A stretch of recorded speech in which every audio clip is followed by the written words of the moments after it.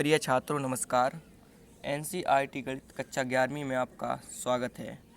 इसी क्रम में आज हम प्रश्नावली 5B का प्रश्न क्रमांक 12 सॉल्व कर रहे हैं, जिसमें हमारे 5 पार्ट दिए हुए हैं। तो इसके आज हम पार्ट 2 सॉल्व करेंगे, पहला और दूसरा। तो पहला पार्ट हमारा दिया गया है 3x-7 + 2i y बराबर -5y + 5 + x × i, ये हमारा दिया गया है। तो इसमें आप देख सकते हैं 3x-7 ये हमारा वास्तविक भाग है, क्योंकि ये हमारा अलग भाग है। इसमें आप देख रहे होंगे कि इसमें आई नहीं है। और 2i y ये हमारा काल्पनिक भाग है, क्योंकि इसमें आई आया हुआ है। और बराबर के इस साइड आप देख सकते हैं कि माइनस के 5y ये हमारा कैसा भाग हो जाएगा, ये हमारा वास्तविक भाग हो जाएगा, क्योंकि इसके साथ में आई नहीं आया है।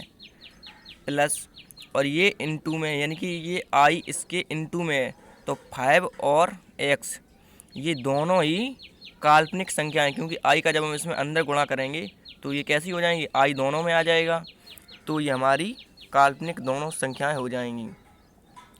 तो इसे कैसे सॉल्व करेंगे, तो इसे हम वास्तविक भाग बराबर वास्तविक भाग लिखेंगे और काल्पनिक भाग बराबर काल्पनिक भाग लिखेंगे। तो चलिए सॉल्व करते हैं। तो सबसे पहले आपको हल लिख लेना है।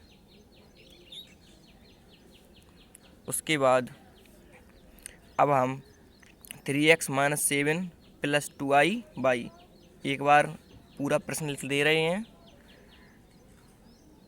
3x-7 प्लस लगा दीजिए और 2i y ज्यों का त्यों बराबर लगाए, बराबर -5y + 5 + x और इंटू आई। अभी मैंने कुछ नहीं किया है, केवल एक बार प्रश्न को लिखा है। तो अब हमने क्या कहा था कि वास्तविक भाग बराबर वास्तविक भाग लिखेंगे। तो देखिए कैसे। तो सबसे पहले हम इसमें आई का अंदर गुणा कर देते हैं, इस आई का इस कोष्ठक में अंदर गुणा कर देते हैं। देखिए कैसे। तो ये ज्यों का त्यों लिख देना है, 3x-7 + 2i y बराबर -5y। अब आई का अंदर गुणा करेंगे तो ये कितना हो जाएगा, प्लस लगाए तो प्लस लगा दीजिए, 5i और प्लस आई एक्स, आई का एक्स में गुणा करेंगे तो ये आई एक्स हो जाएगा। अब हम वास्तविक भाग बराबर वास्तविक भाग लिखेंगे। तो इस समीकरण में देखिए, इस साइड वाले में देखिए आप ध्यान से कि जिसमें आई नहीं होगा वह हमारा कैसा होगा, वास्तविक भाग होगा। तो 3x-7 इसमें आई नहीं है और 2i y इसमें आई है, तो हमें लिखना कैसा है, वास्तविक भाग। तो वास्तविक भाग हमारा क्या है, 3x-7। अब बराबर आपको लगा देना है। अब इस साइड देखेंगे, इस वाले समीकरण में, अब इसमें हमारा वास्तविक भाग क्या है, तो इसमें हमारा आंसर है वास्तविक भाग, ये आई है, इसमें भी आई है, ये x लिखा हुआ है, इसमें भी आई है और इसमें भी आई है, तो ये हमारा काल्पनिक भाग हो जाएगा। तो हम लिखना कैसा है, वास्तविक भाग। तो वास्तविक भाग हमारा क्या है, -5y। अब 3x ज्यों का त्यों, ये जो -5y है इसको हम पक्षांतर इस साइड कर देंगे, मतलब इसे इस साइड लेके आएंगे, बराबर की इस साइड। तो ये माइनस का है तो ये प्लस का 5y हो जाएगा। और जो ये -7 है इसे हम इस साइड लेके आएंगे, इसे इस साइड लेके आई और इसे इस साइड लेके आएंगे। तो अब बराबर लगाना है, तो ये +7 हो जाएगा। अब चूँकि ये प्लस में है 3x + 5y, तो आप पहले 5y भी लिख सकते हैं, क्योंकि अभी उसमें माइनस का x आएगा, तो माइनस का एक्स आगे लिखने में थोड़ा कठिन आपको महसूस होगा, इसलिए हम पहले 5/, लिख दे रहे हैं। तो पहले 5/, प्लस 3x बराबर 7, ये इसे हम समीकरण नंबर 1 डाल देंगे। अब इसी में आगे देखेंगे तो आगे ये अब हमारा, इसमें आपको ध्यान से देखना है। अभी हमने कौन सा भाग लिखा था, अभी हमने वास्तविक भाग लिखे थे बराबर। अब हम लिखेंगे काल्पनिक भाग। तो काल्पनिक भाग हमारा क्या है, 2i/, इस साइड वाला आपको देखना है, इस साइड 2i/, के अलावा कोई काल्पनिक भाग नहीं है। तो काल्पनिक भाग इसमें i नहीं लिखना है, 2/, लिखना है। 2/, बराबर, अब आप सोच रहे होंगे कि i क्यों नहीं लिखा।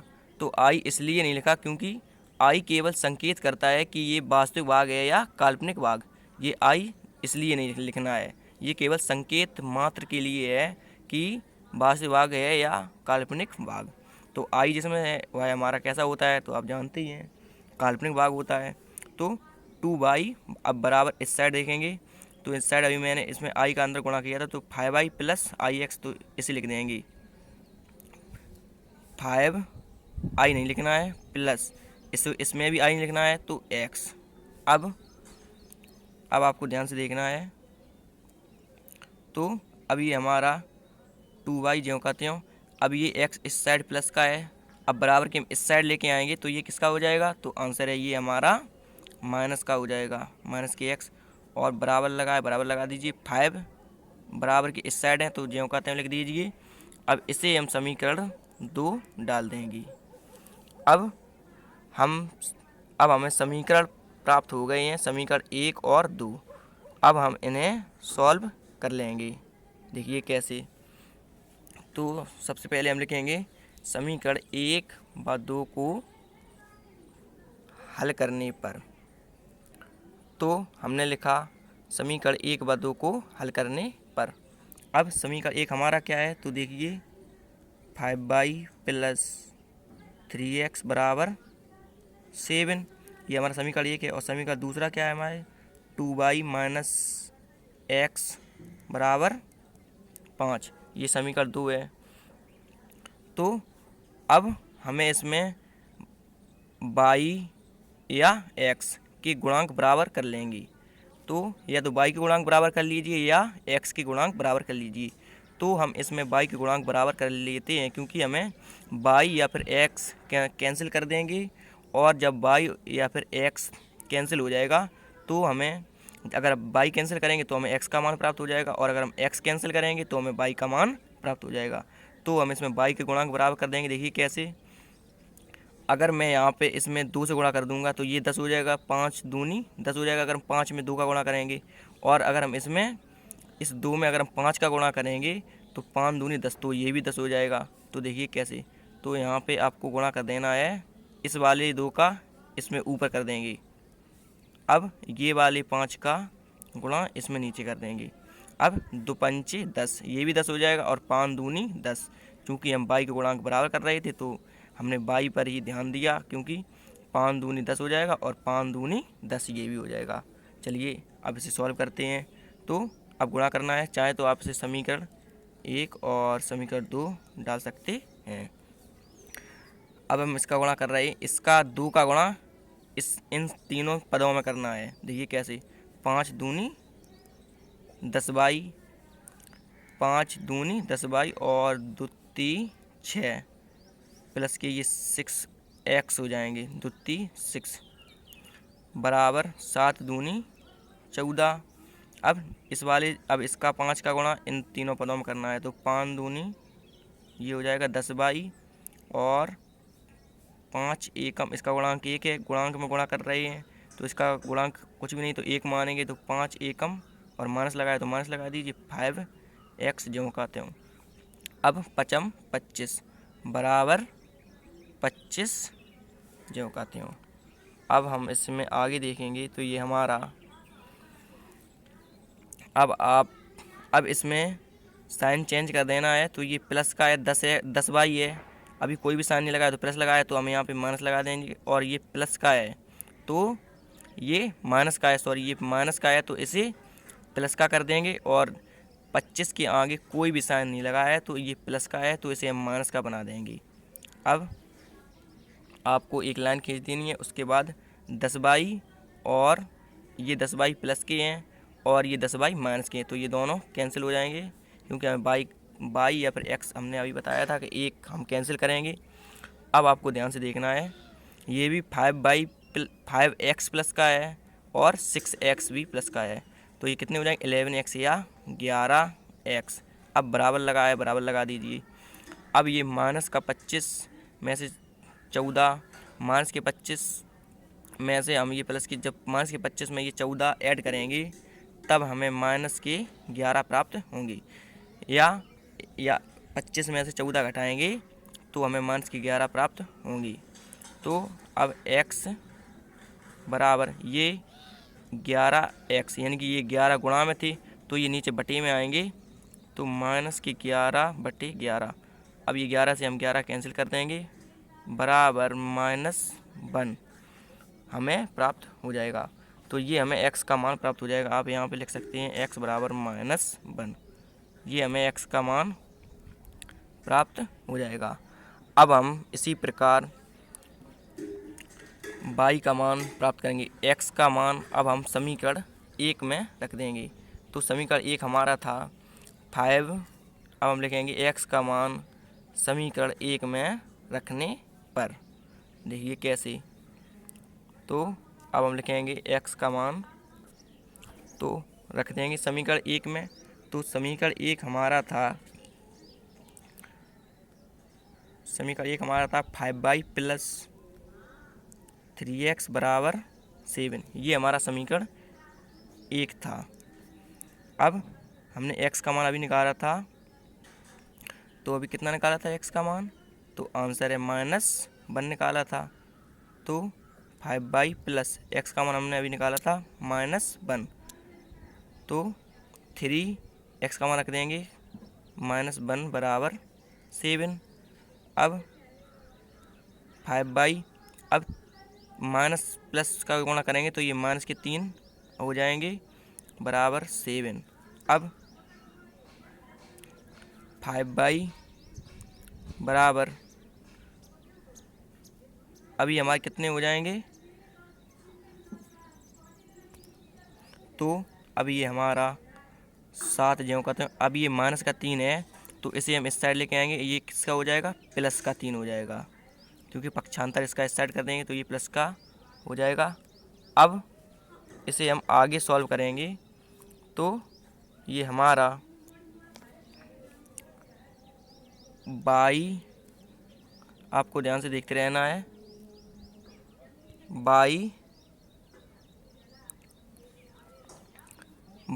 मैंने ज्यों का त्यों लिख दिया, और 7 और 3 10 ये मैंने ऐड कर दिया। अब ये वाला जो 5 गुणा में था तो अब ये भाग में आ जाएगा, देखिए कैसे।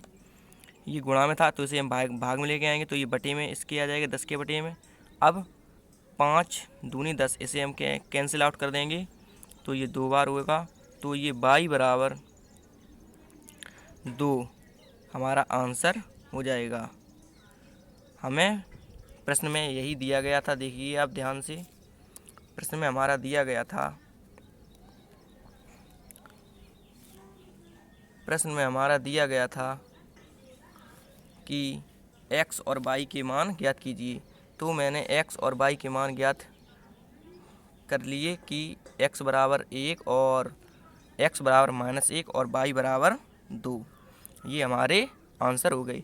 चलिए इसी का पार्ट दूसरा देख लेते हैं।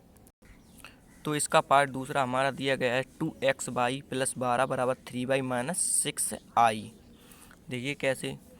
तो इसमें भी हमें वास्तविक भाग बराबर काल्पनिक, वास्तविक भाग बराबर वास्तविक भाग और काल्पनिक भाग बराबर काल्पनिक भाग, देखिए कैसे। तो इसमें हमारा ये काल्पनिक भाग 2xi और इसमें क्या है -6i। तो सबसे पहले आप काल्पनिक भाग लिख लीजिए या वास्तविक भाग लिख दीजिए।